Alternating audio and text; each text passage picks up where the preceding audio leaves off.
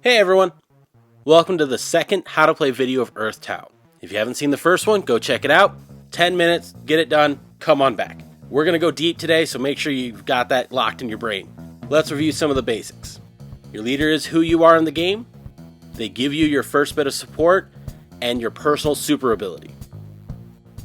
Locations are what you're competing for. They have an ability everyone gets to use, and they dictate what your teams are scored against at the end of the game.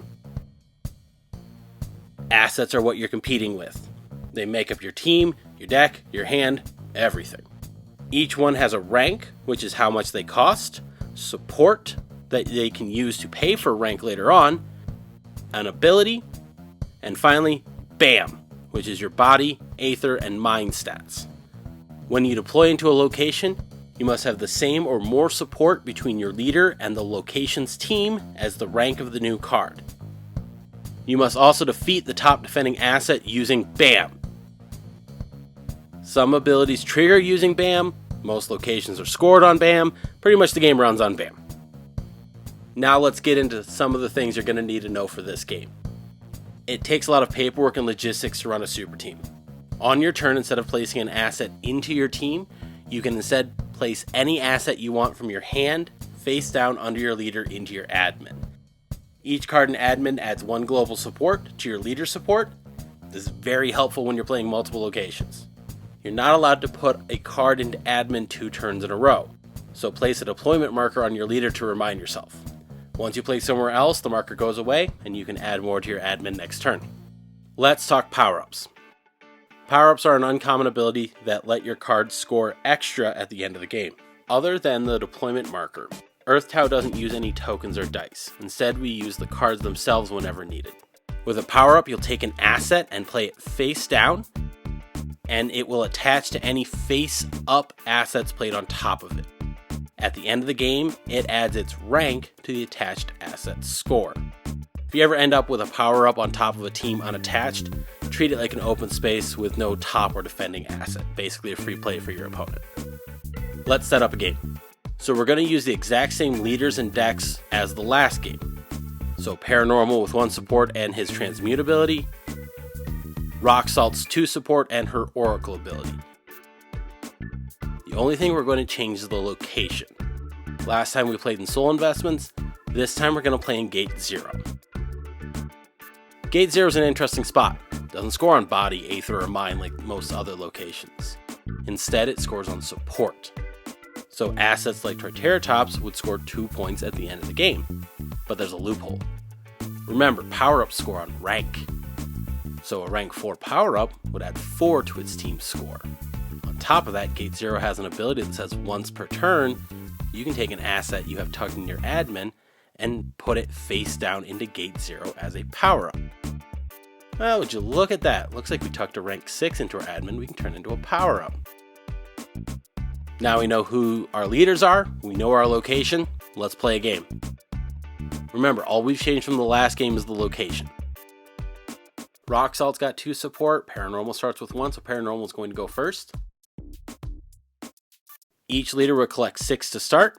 This is going to be a very different game than the last one, which was all about speed. This is really all about tempo and getting the right cards as power-ups and the right cards face up. Looks like there's a bit of a problem. Professor Paranormal didn't get any rank 1s in his opening hand, so he can't play his first turn.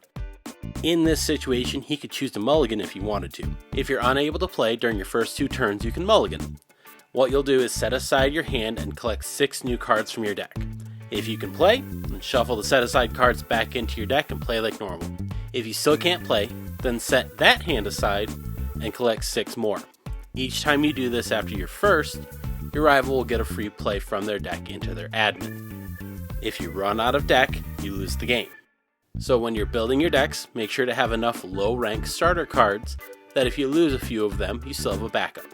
About a quarter of your deck as starters is a good baseline. In this case, Paranormal has a special way out. He can gamble his first card. It was at this moment that he knew. He f***ed up. Or he could accidentally gamble one of his champions. That sucks, and is the risk that Paranormal takes with this ability. He's got 7 support to work with, so normally he would go fishing for another champion, but he can't because he's using this to get around a mulligan, so he's got to pull at least a couple rank 1s in. So that's a 1, 5, and a 1, total of 7, nice and legal. A couple dangerous cards in there as well. Gives that a shuffle, and we are off to the races. Plenty to work with out of his hand, so he's good to play. Paranormal starts with 1 support, so he has to play a rank 1 to start. In this case, that's Meister. Meister's also going to score 2 at the end of the game thanks to its own support. Meister's got an early collect ability, which Paranormal could use to gamble that top card, but looks like he's deciding not to. He's just going to take it naturally. A little gun shy from losing that champion early on. Rock Salt's going to take 1 to start her turn. She's got 2 support to play out into the field, or she could try to prime the pump for gate 0 by putting 1 into her admin. Looks like we're going to go into admin on this here with a rank 6. That's a big power up as long as she can get it out into play later on. And slit that face down under her leader into her admin. And remember, you can't play into admin 2 turns in a row, so she's going to put a deployment marker on her admin to show that. Next turn, she's going to start with 3 support to start with, so see where she brings out next time. Paranormal is going to gamble this top card, feeling a little more lucky this time, or didn't get what he wanted last time. That's a 3. Let's see what they go fishing for. It's a 1, and another 1, so nice and legal. This isn't just about putting cards in Paranormal's hand. This is also about getting rid of that little stuff out of the deck so that he can collect those bigger assets to use his power up and use his firepower later on. So he's already running a pretty skinny deck even though this is only turn 2. 1 from his leader, 2 from the team, so you could go up to a rank 3 if he wants, but is deciding to put 1 into admin. He's got to keep pace with Rock Salt there. Paranormal's deployment marker is made by John Gibbet. This is a custom handmade figurine by one of the primary artists for Earth Tau. Check out his work in the link below. Rock Salt's collecting 1 to start her turn. She has to play out into the field this time. She's got 3 support to work with, and the defender's a 4, 2, 3. Let's see what she's going for.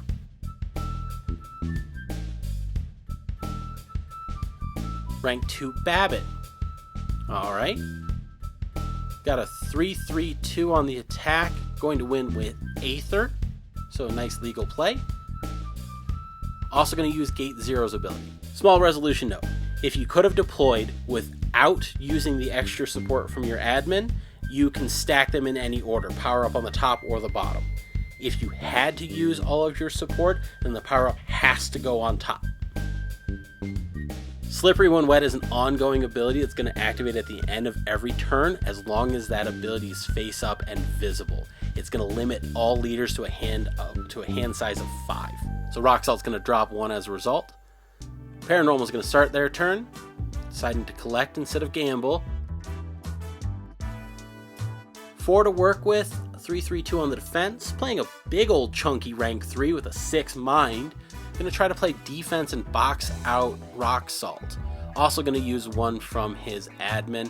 Same thing as last time. He had a little extra support, so it's all legal for him to put that on the bottom. If that had been a 4, it would have had to go on top. And now the big one. Hand limit 5. Paranormal's been packing his hand this whole turn, so he's going to lose a lot of cards here. 5, 6. Woo! There's only 20 cards in these decks, folks. Paranormal just lost more than a quarter of his deck from his hand. So probably one of the bigger hits I've seen from Babbitt, and Paranormal's definitely susceptible to that sort of thing.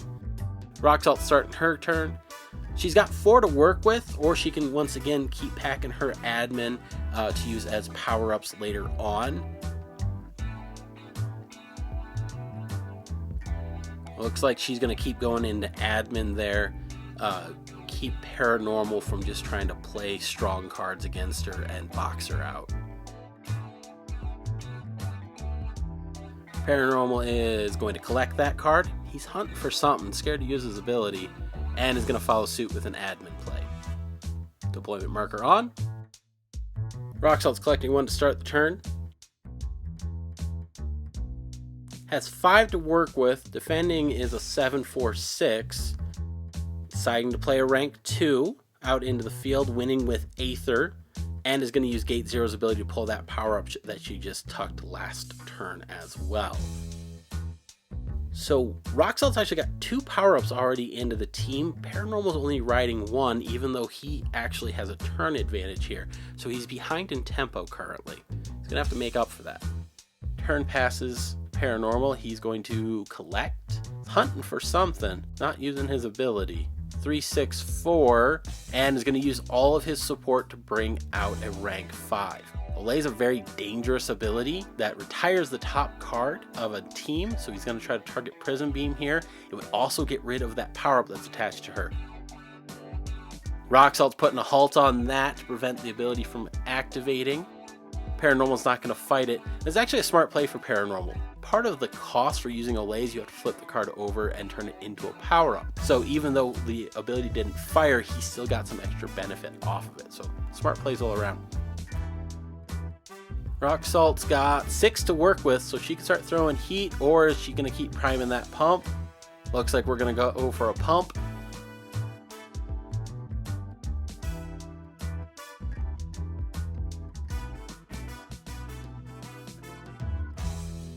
Paranormal's collecting 1. Paranormal's got to play a 3-6-4, winning on body. Up until this point, Paranormal's been playing very strong mind, trying to keep Rock Salt at bay from manipulating his deck because he's trying to find something. He's not getting what he wants in his hand. Rock Salt's going to use this opportunity to pull 1 from her admin. That brings her down from 7 to 6, so this is not a champion. That's a rank 2. That's the Confiscator. That's one of Rock Salt's bread and butter because it's got a great mind score, which is going to let her activate her leader ability. With that ability, she's actually going to be able to look at the top 4 cards of any deck, put them back in any order. That's what Paranormal's been hunting this whole time. He's looking for his last champion. This is a problem because Leech is going to come through here and actually try to remove that last card very quick with the halt there from Paranormal. Does not want that to happen. He's going to play defense on it. Complete overkill with an halt 7 onto a rank 2, but it's that or lose his last card. And he's drawing everything else, so he knows what it is. Goes to Paranormal. He's going to pick up that card. We know what it is. He's got 7 support to play it, but he won't be able to use Gate Zero's ability if he's got to. Gonna try to do it, lock down the game. Winning on that 11 mind is a big deal. For the greater good's normally a scary ability, but it requires a card from your deck to use it, so it's gonna fizzle. Now that Paranormal's got a champion in play, he won't be able to play next turn, which means this is Rock Salt's last turn. Gonna collect 1. 7 to work with. 5, 8, 11 on the defense. Also playing a champion. Using body to win. And that's Snapdragoon. Snapdragoon removes the top card of a team and every copy of it in the game. So Rock Salt's going to lose that copy of Archfiend as well.